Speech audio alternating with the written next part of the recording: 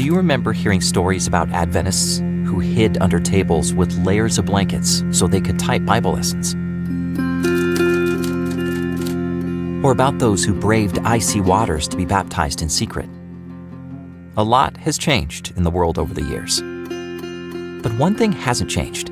There are still areas of the world where it's difficult and even dangerous to become a Christian, and where it's difficult and dangerous to share the gospel.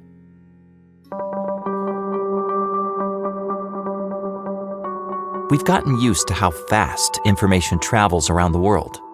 Post something online, and you can have immediate responses from halfway around the world. It wasn't always that way. In the late 1800s, it could take more than a month for a letter to travel from the United States to China. It took that long for a ship to make the journey.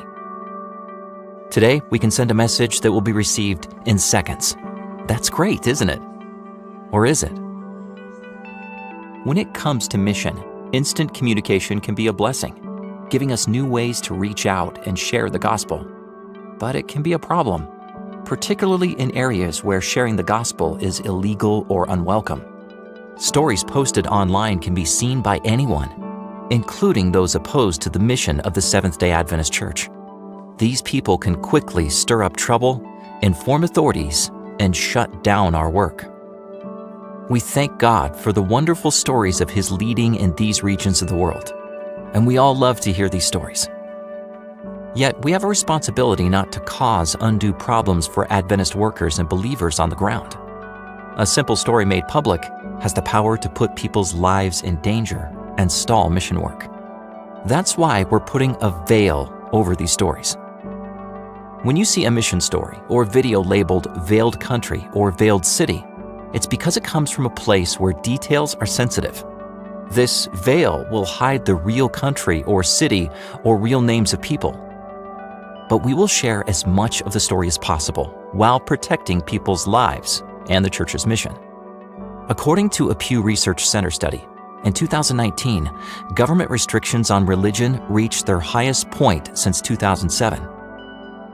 These restrictions include new laws impacting religious workers and activities, religious communication, and even funds supporting Christian mission work.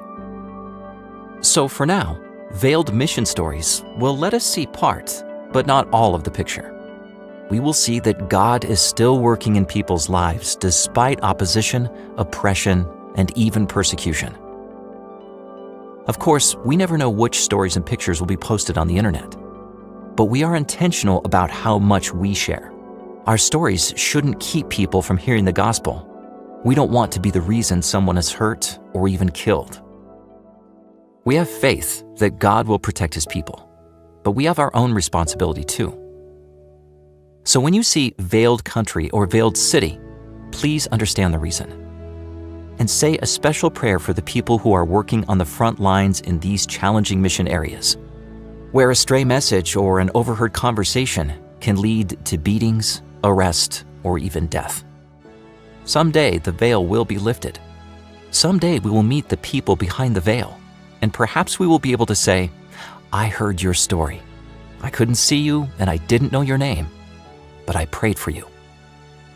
Thank you for your support of mission around the world, especially in veiled countries.